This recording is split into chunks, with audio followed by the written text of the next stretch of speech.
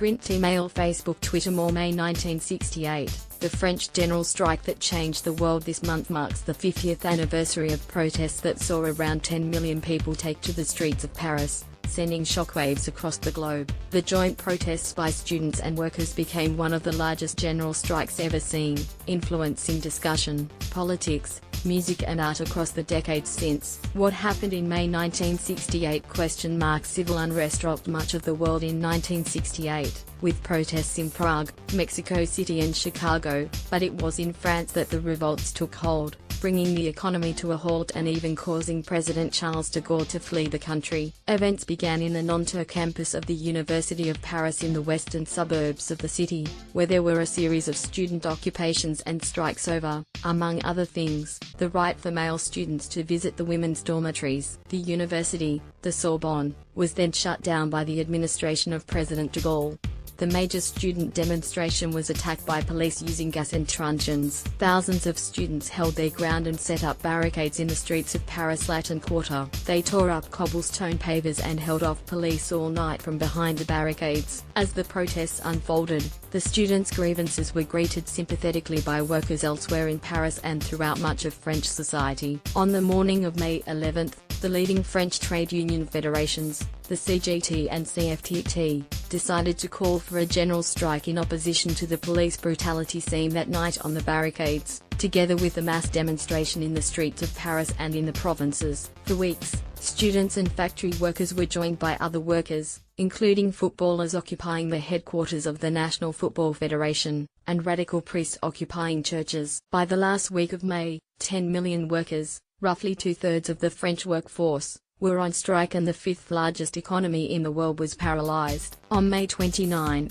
with the government on the brink of collapse, de Gaulle jumped on a plane and flew to Germany. Upon his return he dissolved the National Assembly and called an election for the end of June, in an effort to appease the people. The entire country had been gripped by 2 months of widespread civic upheaval, economic paralysis, and vigorous public debate. What led to the protests? As the protests and strikes were spread across the entire French society, and throughout the world, there was not one particular political current that dominated. Part student revolt, part anger with the broken promises of post-World War II society, part trade union opportunism and partly, it has to be said, a massive street party. In the factories there were demands to lessen the power of what was seen as authoritarian management, and calls to increase workers' pay and improve conditions. The radical student protesters took their cues from the civil rights movement a decade earlier. There had been a rapid expansion in higher education that had not been properly funded, with the result that universities became overcrowded. Zachary Scarlett, the co-editor of The Third World in the Global 1960s, said there was also a great concern about international events, particularly the war in Vietnam. Students in the United States, Europe and all over the world began to see images coming back from Vietnam. They were really quite horrified and shocked, he said. This was the first war in which the daily events of the war were reported on the news on a nightly basis. Author of The French Exception, Adam Plowright, said taken together, the demands of students were more utopian than practical. This was about a societal change they were seeking to put in place, he said. So their ambitions were far larger and therefore perhaps vaguer and less focused than the American students that we see now.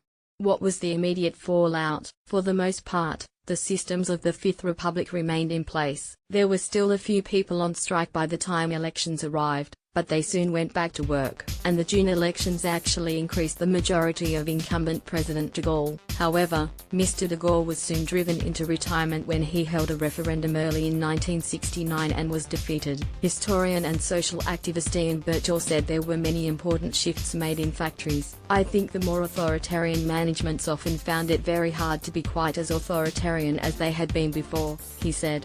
And the strength of trade union organizations, the strength of workers' organizations in the workplaces was considerably increased. But Adam Plowright said the results in other parts of the country were mixed. I think for part of the country the legacy was very little, he said. The workers got what are typical demands for workers, pay rises, greater worker rights, and I think they were successful with that. But the legacy of the student protests, I think that continues to be something that we are debating 50 years later.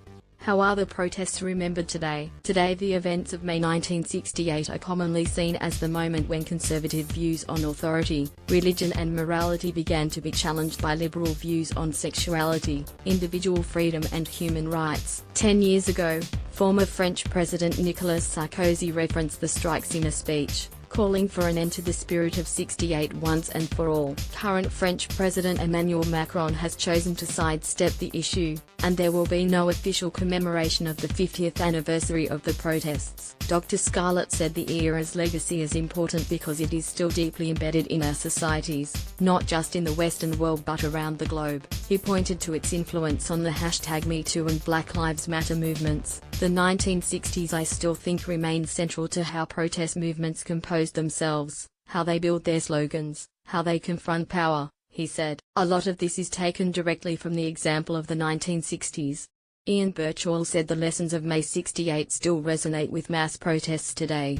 It really showed what happens if the people who do the work in society, the people who produce the goods and drive the trains and buses and generate the electricity and so on, that if they stop work, then the world stops, he said, which is a very powerful lesson and which is still very much relevant today, something that many people would like us not to remember too vividly. Print, email, Facebook.